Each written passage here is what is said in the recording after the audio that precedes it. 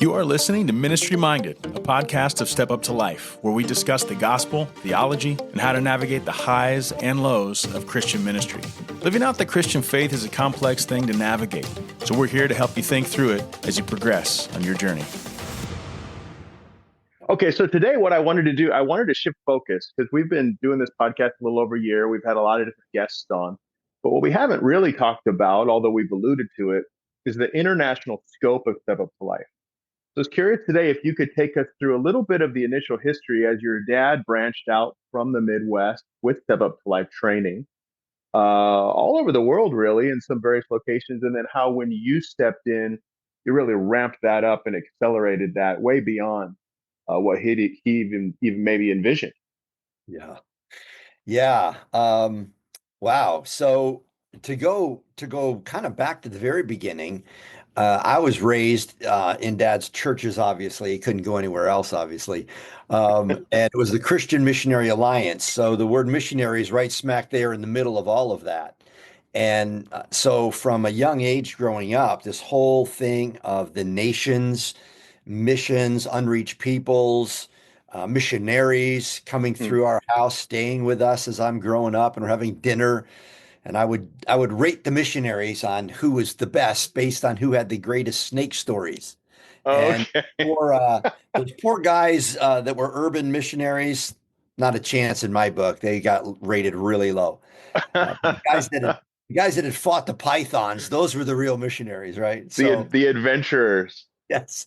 And every year in the church, we would have a missions conference, which would be like a half a week with a big weekend emphasis or something. So growing up with that, very much part of my awareness and part of my understanding that this is Christianity. It's a global enterprise, that God is a global God, red and yellow, black and white. We used to sing it, right? All are precious in his sight, the old Sunday school song. And then getting reports that we would be praying for the missionaries who were here and there around the world in that denomination. So when Dad started Step Up to Life, which quick history, 68 years ago, he preached the sermon. Early 70s, it became a booklet, and so then churches in the U.S. began to want the booklet. And then some of the missionary contacts that my dad had literally around the world, they found out about it and they said, hey, like, can we translate this into Spanish? And so, yeah, so it goes to Mexico. And can we, missionaries in France and Germany and different places, can we translate it into these languages? And Dad was like, yeah, absolutely. That's great. And so that's how the translation multiplication started. Just kind of word of mouth and Dad's background in missions. And so, and then occasionally he would travel to teach Step Up to Life in different places. I remember we went to South America a couple times, went to Europe, went to Nepal, went to India. And so that was just kind of the foundation of the international scope. There wasn't, Nick, really a plan that they were working off of. It was just kind of, you got an invitation to go somewhere or a request for a new language, and they would do it. So, yeah, in Dad's time, and we'll kind of put that from 2000 to about 2014, the main emphasis was the multiplication of the languages that it was available in. And I think it went from like one English up to 30 or 40, maybe 50 some during those years. Wow. And that was thrilling, of course. And then the occasional trips where he would connect with pastors and leaders in Asia or Latin America or Europe. And then, of course, more requests came for more languages. And Dad had this, what was it, kind of a mandatory list of things that had to take place for a new translation. You had to have a champion for that translation. Okay. You have to have a network for that. So you're not, translating it into a language that 30 people speak. It had to be kind of a broader scope. There had to be the funding, which back in the day, it was like $5,000 to $7,000 per new translation. Okay. And that would take care of the actual translator, the formatting of the booklet, the printing of, Mm, 10, 20, 30,000 booklets, whatever. okay. Yeah.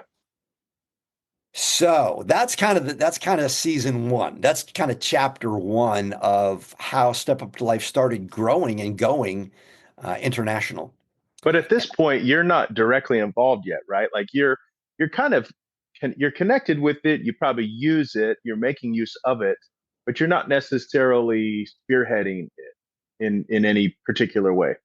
Yeah, that's exactly right, Nick. So I was, let's see, we moved to Phoenix in 2000. So from 2000 to 2009, about half of that time, the second half, I was on the board. They brought me on the board. And so Okay. I was part of before Zoom existed.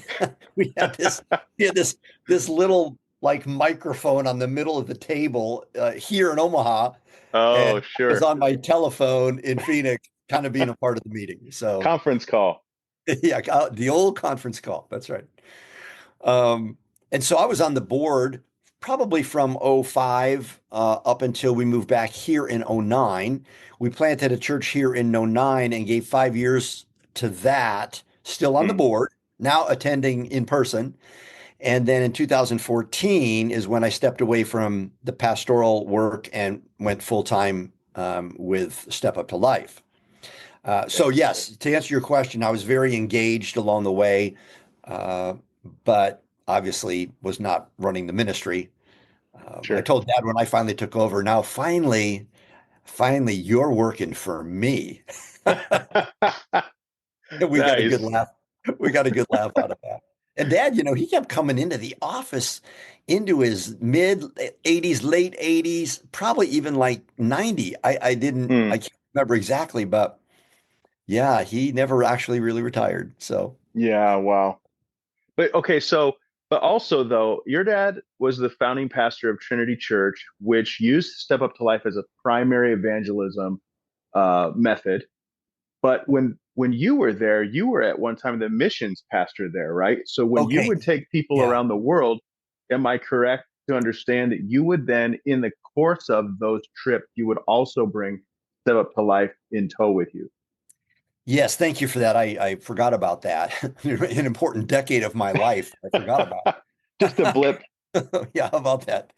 Um, so so yeah, actually, when Trinity started, a group of 40 people started meeting, and actually they started the church. That didn't start the Oh, church. that's right.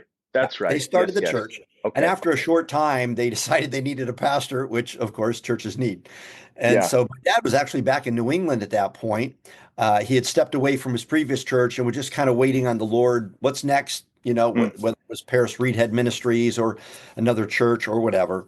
And meanwhile, back at the ranch, this group started, and then after a while, they said, "Would you come back and pastor this church?" So he did that, and really, man, missions was a huge part of Trinity Church. mm, I think because of Dad's heart for missions and all those years in the Christian Missionary Alliance, where missions was very much emphasized. mm. Uh, and so, yeah, it was a huge part. In fact, members, if you became a member of the church, we used to do membership, taking in members in the Sunday night services. Remember that? Member churches actually used to have Sunday night service. And so they would come in and we'd welcome them and I'll do all that. And then Dad would give them a folder and tell them, "You are now a prayer missionary. Ah, This is part of the requirement if you're going to join our church." And they would get a folder that had all this information about a particular nation of the world with what God's doing in that nation. Also included was a map of the world that you could unfold, mm. uh, missionaries and ministries that are going on within that country to pray for. So missions was such a part of the church that if you wanted to join the church, you didn't have a choice. You became a prayer missionary.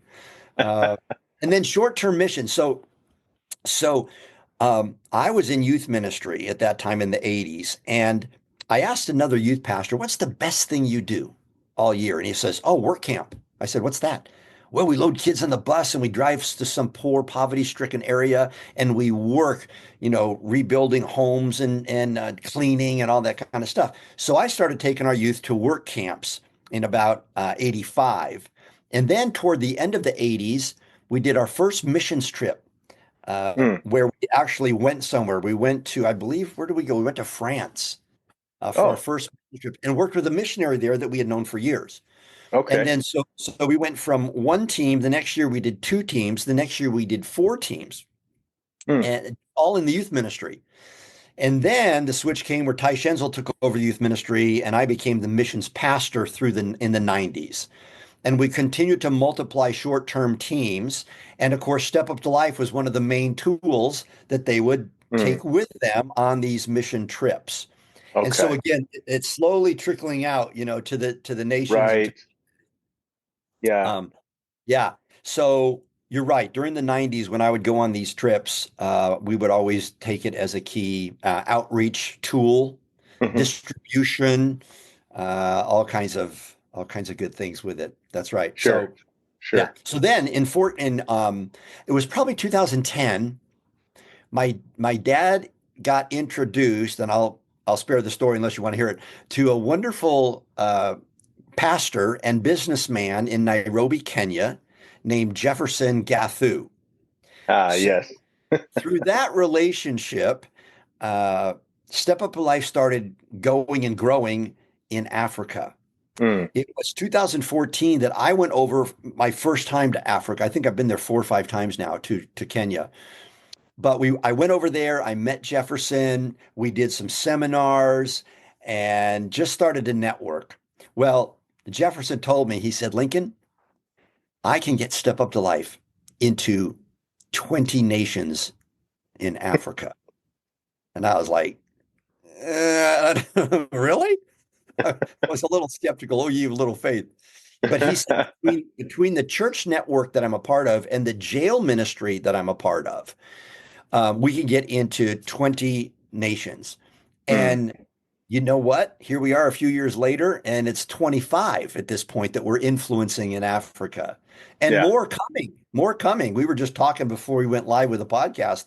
I think he's got two more guys lined up already that he is kind of grooming to become a Step Up to Life national champion in their country. Yeah. So, Wow. yeah, I'm talking a lot. No. No, That, that's a good scope because I think some people they're familiar with Step Up to Life. They're not quite as knowledgeable of how its global network kind of works.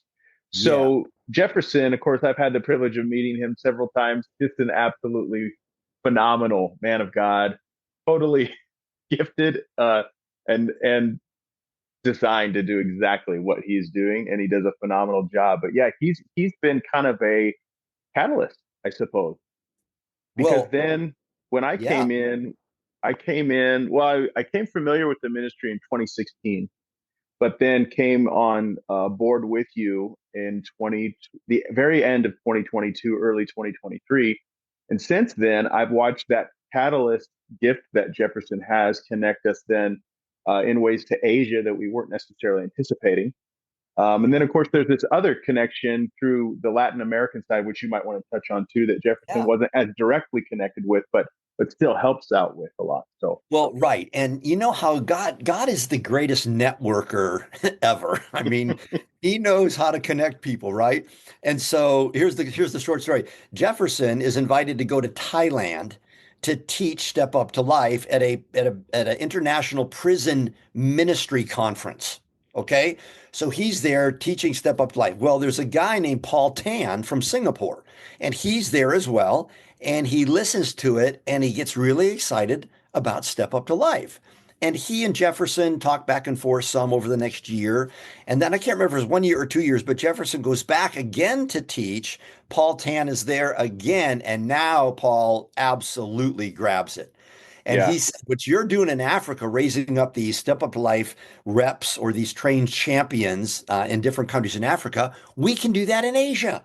And Hmm. he gets in touch with me and I don't know, I don't remember. I think it was 12. He goes, Lincoln, in one fell swoop, we can get Step Up Life into 12 Asian nations. Let's all get together. I know the leaders in these nations. They're vetted, they're men of God, they have proven ministries. And the next thing I know, I'm in Sri Lanka, just south of India, with like 12 or 13 men from 12 or 13 nations in Asia. And I'm looking at these guys going, how did this happen? What in the world am I Yeah. doing here? And Right. just like that, we were together for 4 days. We went through all of our materials, all of our seminar, website, everything, and really groomed these guys, raised them up to be qualified to teach. Let them teach some. We did some coaching, etc. You know how that goes. It's a lot of fun. Yeah. Yeah.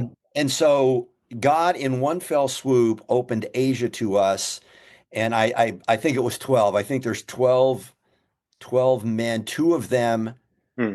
Well, we got two guys in India and we have two in Singapore. So maybe that's 9 nations or 10 nations, but Hmm. I think 12 champions. So Yeah. um, so yeah, Yeah. that's the Asia. You know how long it would, well, Nick, if we had just decided, let's Oh start man. looking at Asia. Do you know anybody in Asia? Well, I know this one guy in India. It would have taken us years Yeah. to get to 12 nations in Asia.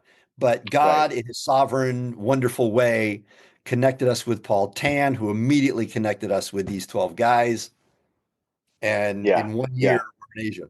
It's phenomenal.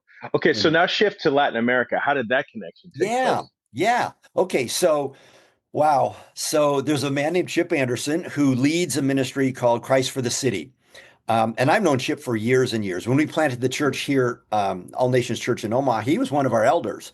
And before that, Chip and I knew each other through his ministry in Costa Rica and throughout Central and South America. Chip becomes the leader of that ministry. And my dad made some trips down there. I made a couple trips down there. I remember my first trip to Costa Rica was in, I think, 88 or 89 as a youth pastor.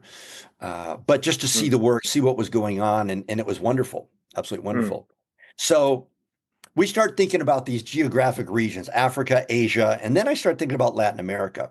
So probably 4 years ago, I sit down at breakfast with Chip and I say, Chip, look, here's what's going on in Africa. Here's what's going on in Asia. No, Asia hadn't happened yet. I'm sorry. Here's what's going on in Africa. Um, could we get into some of the other countries in Latin America? He looked at me and he goes, Link, you have a vision for that? And he goes, yeah. And he said, tell me the vision and make it so big it scares me. I've never had anybody ask me to do that. And so I said, well, how about the biggest vision would be we get a hub coordinator somewhere in Latin America. Now, when we say Latin America, we're speaking of Central America, South America, and actually also Cuba and maybe some of the Caribbean. So mm, Spanish speaking world. yeah.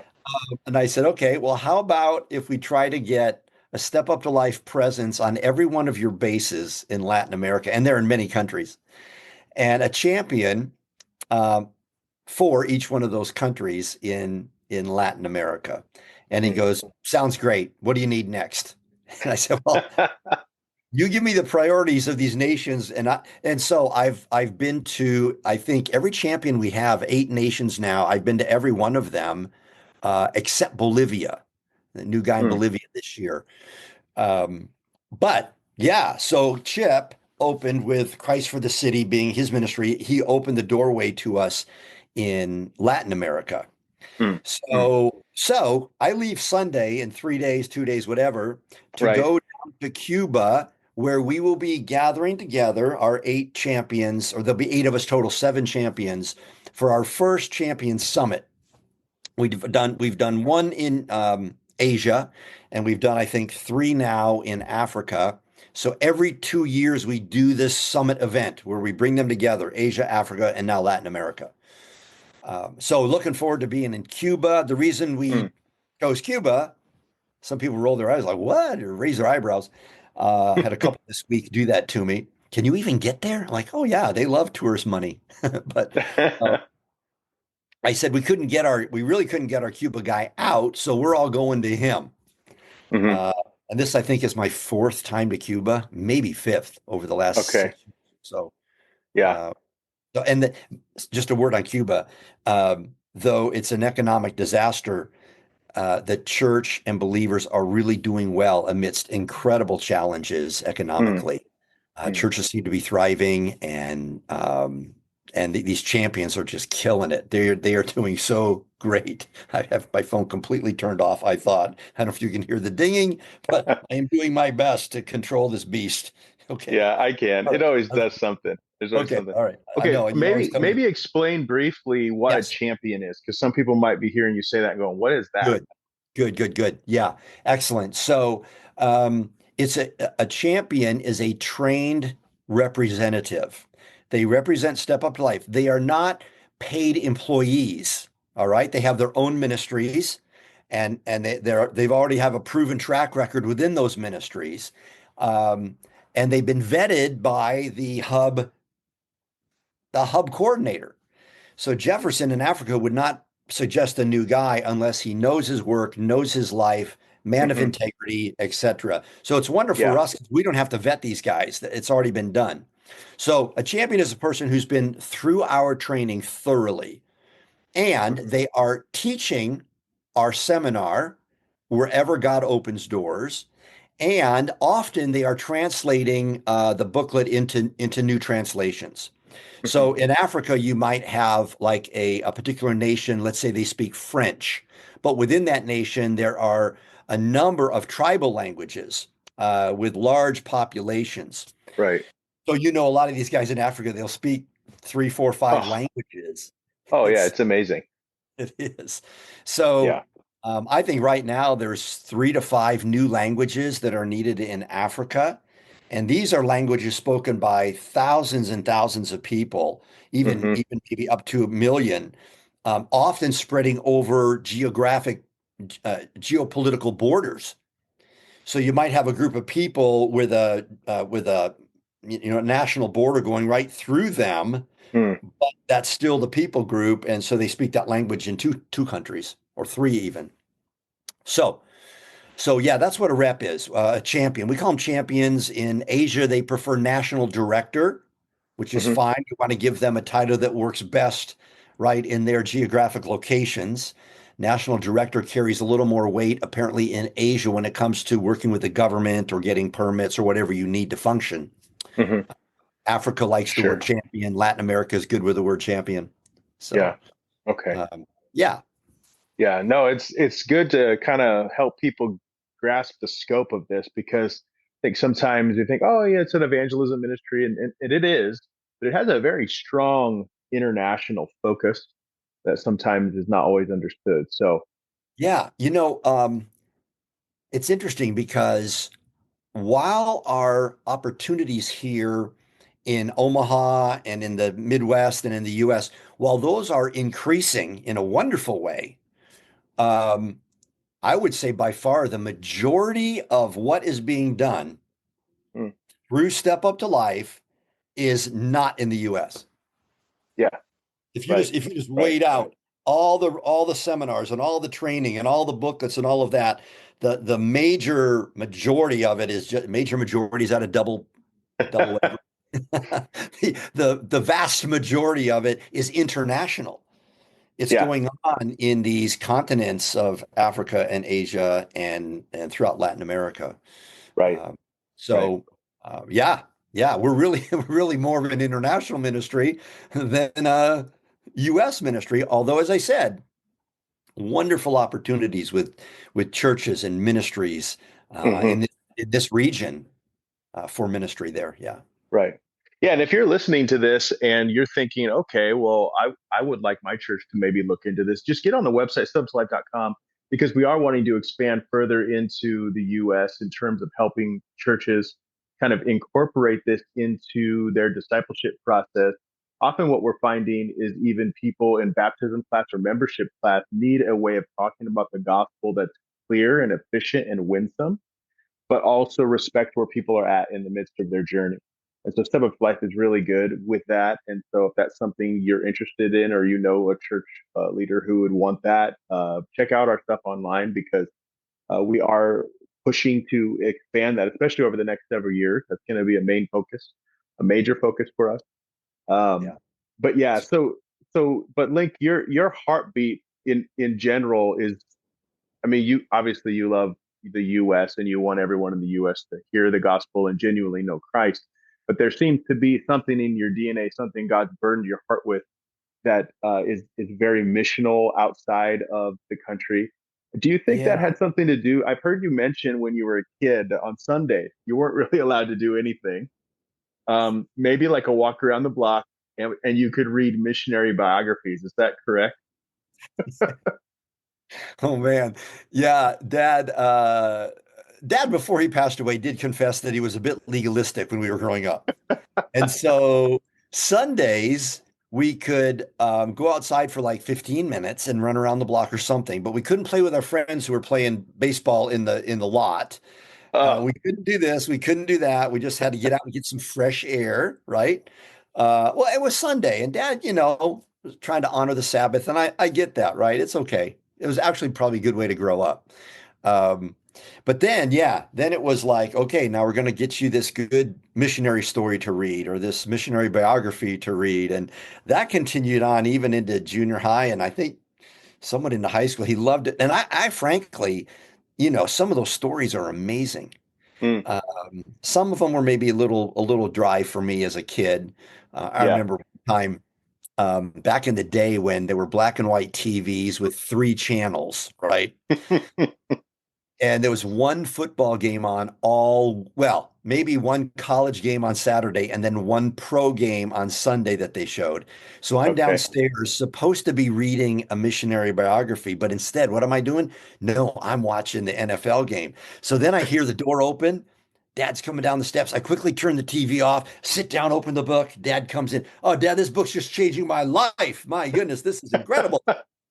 Well, Dad wasn't he wasn't dumb, and he looked at me and he looked at the TV and he went over and he put his hand on the back of the TV when they used to have tubes that would get hot and the TV's smoking hot in the back. Uh yeah, I got in some serious trouble that day for lying, for you name it. I broke probably three commandments all in one time. Yeah. Honoring Oh your man. parents. Anyway, But but but yes, something happened though. Some of those stories must have yes, somehow got into your DNA because at that time you were very religious in a sense. You were very informed about God in terms of the data, but you weren't a Christian yet. right. And yet you're reading these stories, they are inspiring you, and somehow they got into your DNA.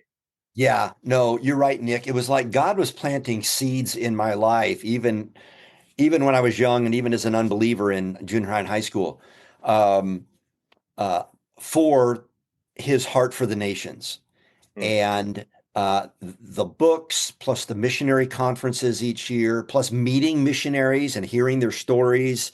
mm, All of those things, those were just seeds going into my heart. And I can remember toward the end of my time as a youth pastor, God just blew up this global missions thing in my heart.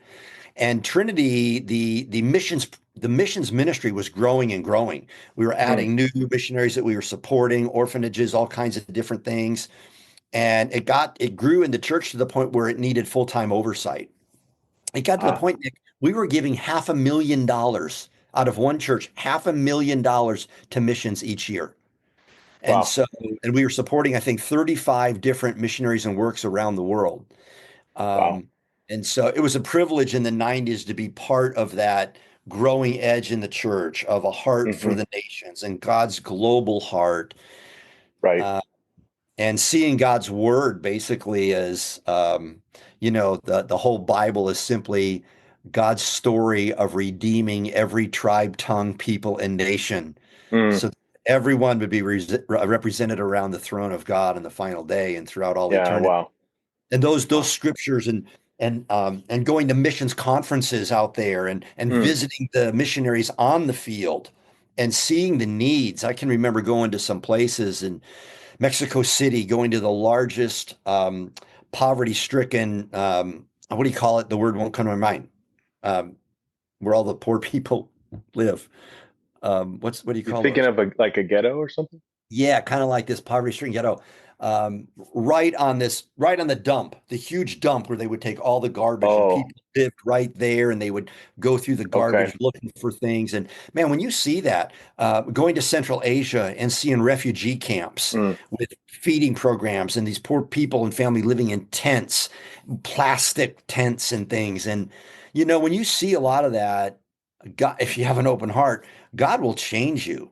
I mean, short-term missions, I think, is a tremendous thing for an American to get outside of themselves, to see some of the world, to see the need, and yeah, and I think Jesus, there's a pattern. What does it say? When Jesus looked at the multitudes, okay, so he had to, first of all, he mhm, saw them with his own eyes. Then what happened right. next? His heart was moved with compassion. So there's Hmm. the seeing, there's the heart shifting towards God's compassion. And then what did he do? He fed them, he healed them. There was some kind of a mission overflow to the people that he was seeing. And in the United States, Yeah. there are certainly needy places in the US, and I'm all for outreaches in those areas too. But there's something about seeing need Hmm. that God can use to move our hearts with compassion that causes action that would not take place otherwise. Hmm. And so, yeah, all of that was taking place in my heart. The 90s, that Mm, decade of global missions pastor, man, that was just an awesome, awesome decade. mm, Been blessed to travel to over 40 nations and see the church in most of those nations and to see about every different kind of government that exists today. mm, In all those nations, of course, I saw all kinds of governments, and some of them were wide open, and some of them were incredibly restrictive and dangerous for believers. mm. And again, all of that affects you, man. It's so all of that, Right. Right. you need everything we do in life and ministry is two things. It's valid ministry in that day, obeying Mm, God, doing what He's called us to do, but it's also preparation for what God has next. And mm, as I look back on 45 years of ministry, I can just trace God's good hand of valid ministry in each season, but looking back, all of those were simply preparation for what I'm doing now. mm. And God's Yeah. good Wow. to train us up. Yeah, and I know Yeah. you could trace the exact same thing, though you're younger. You could still see that pattern, I'm sure, um, Yeah. up to this Yeah. point in your life. Yeah. Absolutely. It is kind of funny because when I was a younger Christian, I mean, I'm young-ish, but younger, very young. I wanted the Lord to send me wherever. And in fact, I told him that. And every opportunity I ever had was always domestic. It just seemed Yeah, like yeah. time after time. In fact, I even had an opportunity to go to Greece on a mission trip when I was, I think I was about 16, 17. And an anonymous source funded it. But at the time, my parents weren't Christian Uh, and they weren't real keen on letting me go. mm, And there was a lot of tension there because they were religious in the sense that they weren't atheists, but they hadn't come to the saving faith of Jesus Christ, not in reality. And so to ingratiate myself to them, to demonstrate, to model to them that I wasn't just gonna go do what I wanted, I actually gave that up. uh, So it just seemed like every time, even when I had an all expense paid trip to go, I didn't go, which is so strange because I wanted to go.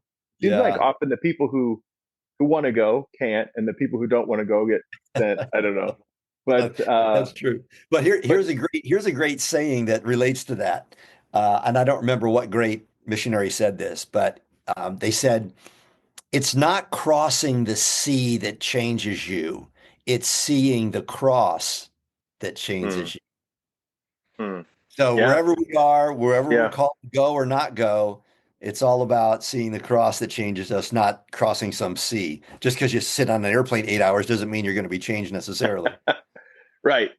Yes, absolutely. Although I will say there is something about getting out of your context that does put you in a unique place of maybe openness towards God in a way that's Yeah, hard to connect with when you're in your normal environment. right. Um, Maybe it's something about being more aware of your need. Maybe it's Yeah, something more about being in a situation where you're you're forced to recognize how much control you don't have.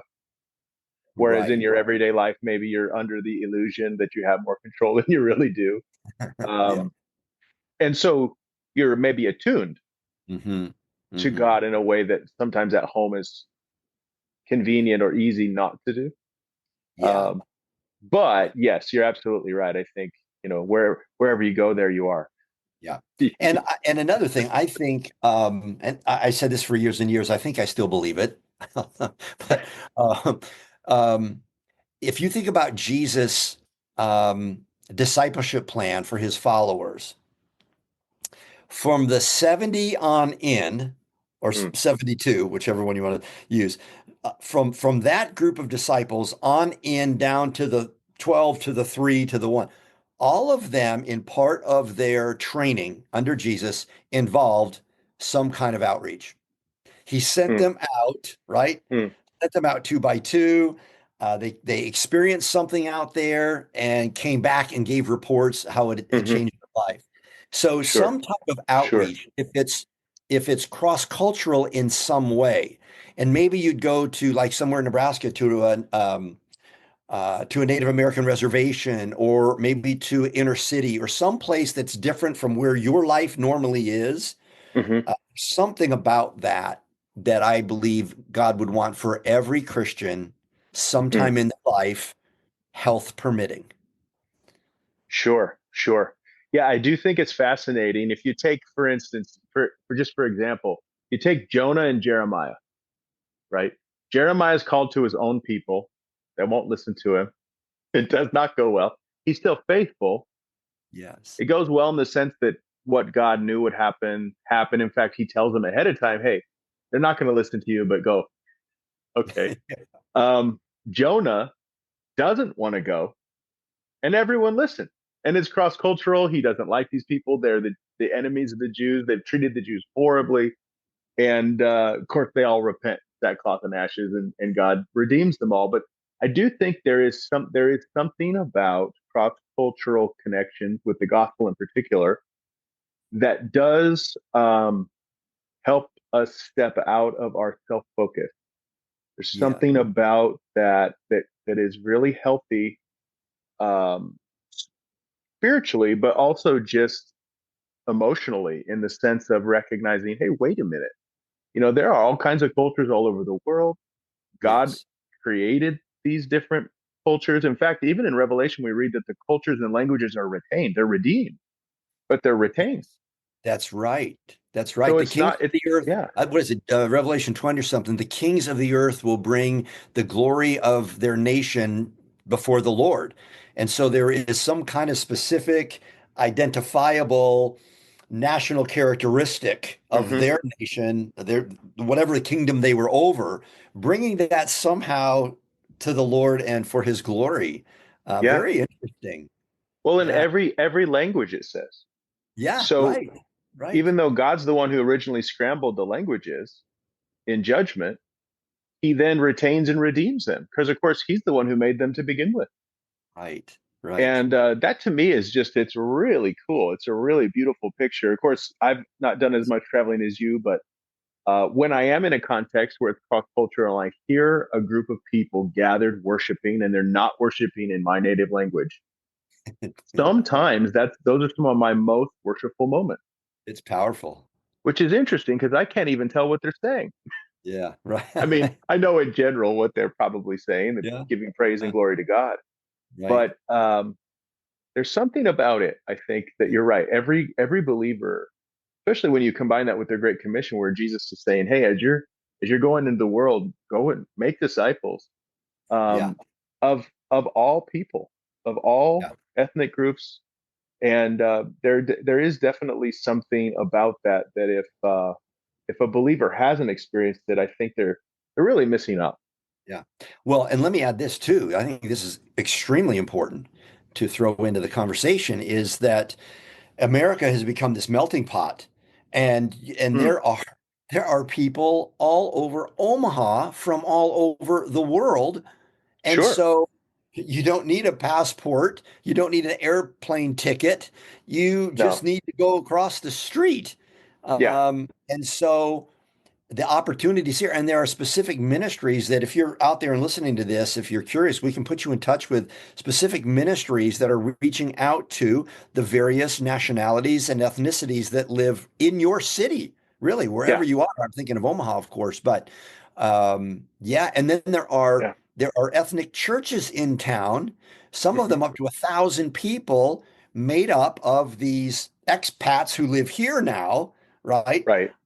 Carving out their life here, fellowshipping and worshiping together, as well as those from other major religious blocks who are living here of a different Hmm. religion other than Christianity. And I heard a statistic a while back, Nick.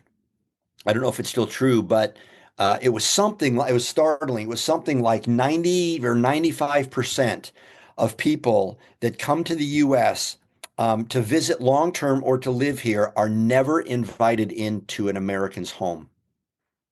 Wow. Yeah, Interesting. Okay. yeah. And Wow. I mean, the opportunity is all around us. Yeah. Wow. My wife and I were coming out of the bank about 3 months ago, and a guy was coming in, and he had on a shalwar kameez, which is the big baggy shirt that goes with the baggy pants underneath, and he had a big white beard, and I thought, I bet that guy's from Afghanistan. So, yeah, we didn't. I didn't know who he was. So he walks into the bank, and I say to him, "Assalamu alaikum, sangiye, jorde, chaye, tabeta khude." And he looked at me like, and we had just a delightful conversation. There was a there was another there was a gal at Hy-Vee at checkout. She was working the checkout, right? And she had a pretty name. It was unusual. I could tell it was from somewhere else. And I said, where is your family from? She said, Afghanistan. I said, really? I've Hmm. been there a number of times. She goes, oh, Okay. yes. I said, oh, I love the kabli palau. It's this dish with the rice and the carrots and the raisins and the chicken or beef inside of it. And Hmm. Hmm. I make that. You should come to our house. She invited me to where she's living with her parents down on Q Street to come and eat kabli palau. So we just got to get Wow. outside of ourselves, right? Yeah. Start Yeah. conversations with people. It's amazing what can Yeah. happen. And I mean, so Jesus is interesting in that regard. It just seems like every other page in the Gospels, he's having dinner with somebody. He's like, right. "Hey, Zacchaeus, I'm coming to your house for Yes. dinner. Let's go." You know? Yeah. Yeah, it's So yeah, true. And there's so something about hospitality, connecting, having conversation, um, and especially with people that maybe you wouldn't normally think to do that with. That's very yeah, much what we see Jesus doing in the Gospels, and the impact that he had is, of course, undeniable. yeah, Um, but it does require a little bit of a what would you call it? A sense of got to own that a little bit. There's maybe a spiritual discipline and an act of faith there to kind of get out of your own self-focused uh, yeah, kind of yeah, mindset yes. and get your eyes up and look around. Yeah, and to not let fear stop you. Crazy example. Uh, I'll leave the details out. Jen, my wife, fell, conked her head on the concrete. So Mm. we're in the ER. She's fine. She's fine. Just the biggest black eye I've ever seen. And people accuse me of punching her. I did not punch her. She fell down. And so in the room right next to us, they bring in a man from Nepal with his son. And so they're in the room right next to us, and I'm kind of observing what's going on there. They're hooking this guy up and all that stuff. And I was just hoping that the nurses would leave for a few minutes so I could just like step in and say, hey, how you guys doing? I've been to Kathmandu, Nepal. I've been to your capital. And if just that would have opened a wonderful door Hmm. to a conversation Sure. and just sharing and caring is like, just start there. You don't Right. have to. Yeah. I don't know any Nepalese. I can't pull a few greetings out of my hat on that. But to just to care and share love with people, it's so important. And Yeah. then the nurse actually shut the door, so I never got to go in. But I was Yeah. planning to if she'd let me. So Yeah. And if you're listening to this and you think, "Oh yeah, well you guys are outgoing and confident, you can do that," and all this. Uh, well, that might be part of it, but actually, your biggest ability to do this, obviously, first is just your faith, prayer, but secondly is just be naturally curious. Naturally yes, be curious, and curiosity will translate into confidence. Just ask good questions, be genuinely curious and prayerful.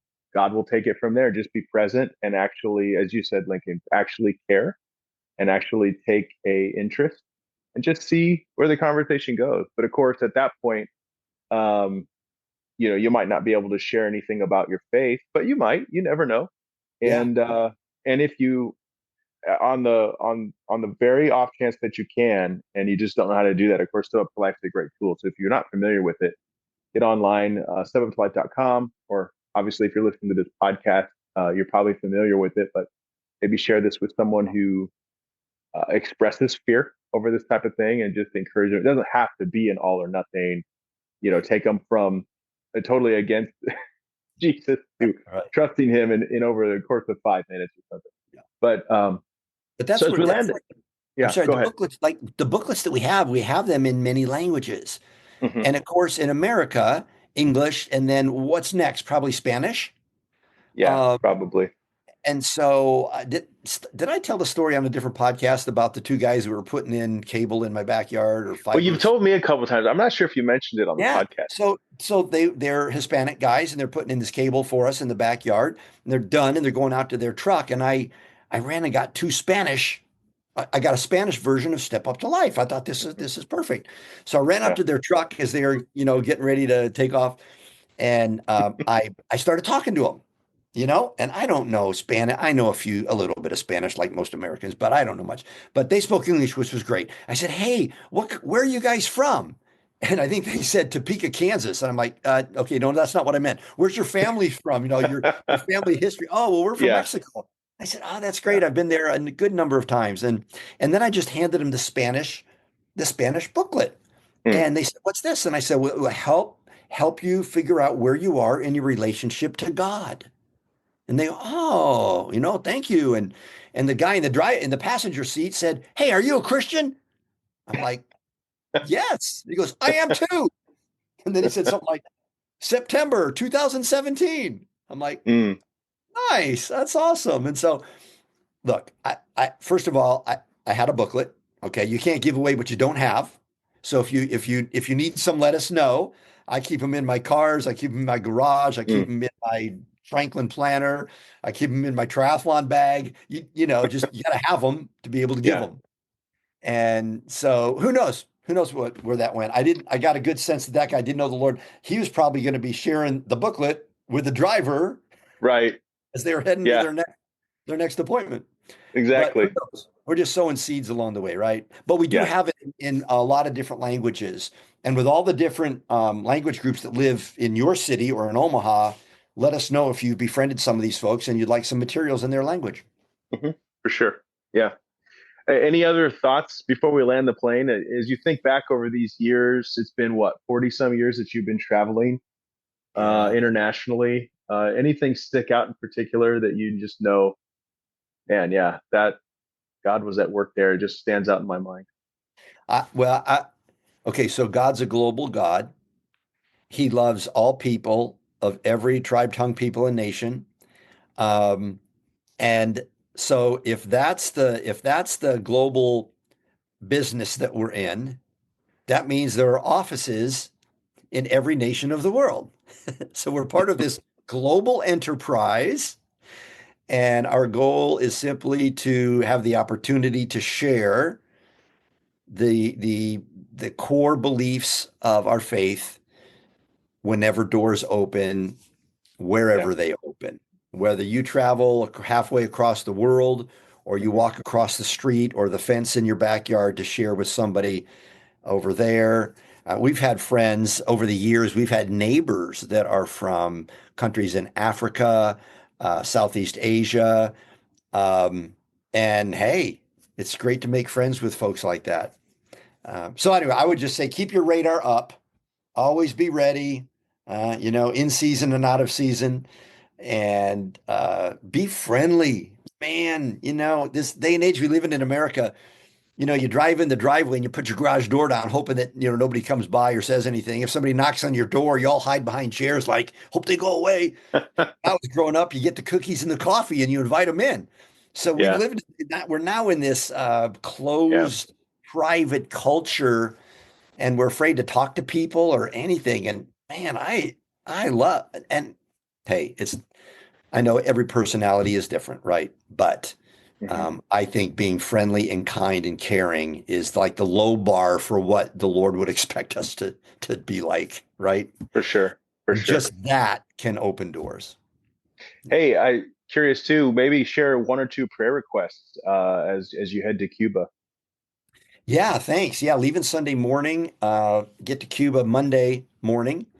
And we got these 7 champions from 7 nations in Latin America. We'll be starting, hopefully. Well, okay, so number one, pray that they all get there because it's been a logistical challenge with the 7 different nations and the various requirements that those nations have to leave. Many of them don't fly to Havana, the capital, and so they have to go to a different country to fly out of that country to get there.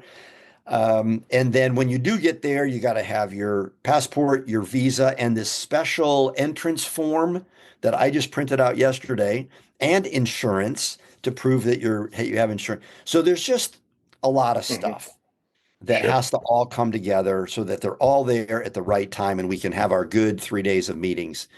And then for the meetings themselves, that these guys would really come Yeah. together and a real sense of team, step up to life Latin America team would form. And you've seen Sure. it happen in Africa. Yeah. It's really cool as that happens. And you see these guys loving on each other, praying for each other, taking a real interest in each other's lives and ministries. It's really Yeah. fun.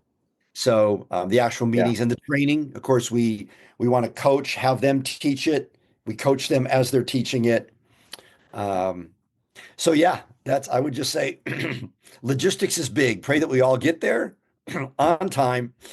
Whether we get out or not, that's up to God. But there was a great Youth with a Missions leader that once said, and this is back during the Cold War, he said, "There's no country that I can't get you into. I might not be able to get you out, but I can get you in." So, Oh man. That's but anyway, no, we'll be fine. Cuba's really wide open, and we'll have a great time. So thank you for your prayers for that. yeah, absolutely. Okay. I think that's it for today. Will I see you again before you head out? What's today? Wednesday? I don't know, Nick. I'm going to pick up all the stuff from the office that I need tomorrow. Yeah. And then kind of Friday and Saturday, really, I get down to planning out our time together. And so Sure. we may not see each Yeah. other. Okay. Well, have a great trip. We'll be praying for you the whole way. Wanted to go with you. I Next time. probably could have pulled it off, Well, but you've been a little busy knocking off your PhD work, so oh my goodness, I have just very, very, very slight edits, but I'm basically done. And that's now, great. if I don't botch the defense, I'm home free. All right. Hey, thanks for tuning in, everybody. We'll see you again in April on the podcast. Until then, God bless and take care. Yep. Thanks, everybody. That's all for this episode of Ministry Minded. Thanks for listening. We hope you were encouraged and inspired to keep serving Jesus biblically as you follow him on your journey. If you appreciate this podcast, please subscribe, share it with your circle, and leave us a positive review. If you'd like to help us keep creating new episodes, you can do so with a tax-exempt donation online at stepuptolife.com/give.